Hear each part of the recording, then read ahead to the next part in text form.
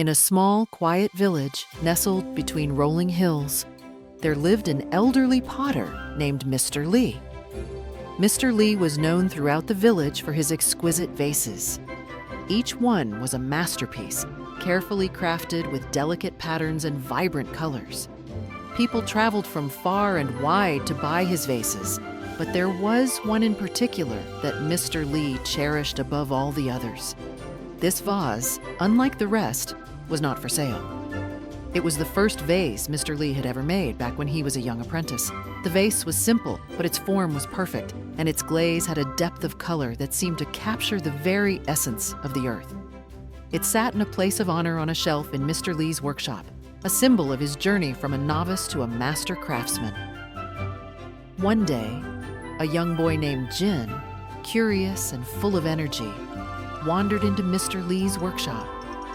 Jin's eyes were wide with wonder as he marveled at the shelves lined with vases of all shapes and sizes.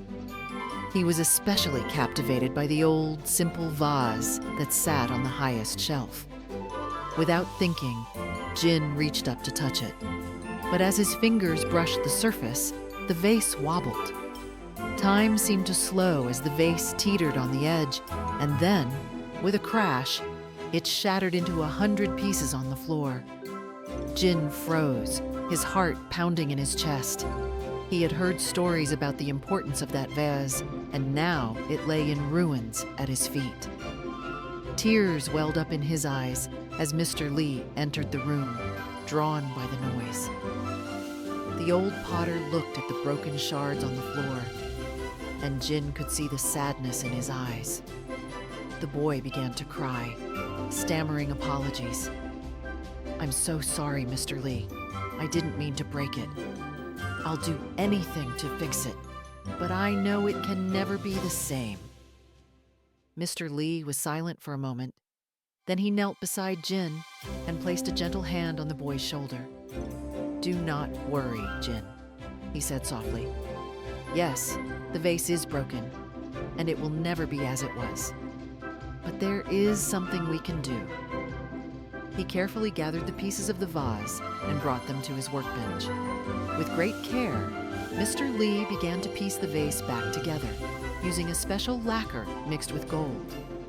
Jin watched in amazement as the broken vase was transformed. The cracks, once a sign of damage, were now filled with gold, making the vase even more beautiful than before. When Mr. Lee finished, he held the vase up to the light. The gold-filled cracks shimmered, giving the vase a new kind of beauty, one born from its history, imperfections, and resilience. "You see, Jin," Mr. Lee said, smiling kindly at the boy, "life is like this vase. We all have moments when we feel broken, when we make mistakes or face challenges. But these moments do not have to ruin us. Instead, they can be the very things that make us stronger, wiser, and more beautiful. It is in our brokenness that we find our true strength."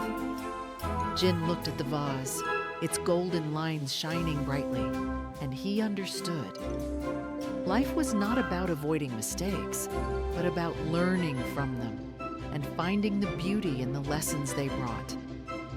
With that, Jin left the workshop, carrying the wisdom of Mr. Lee with him, knowing that the most precious things in life are not those that are perfect, but those that have been mended with care and love.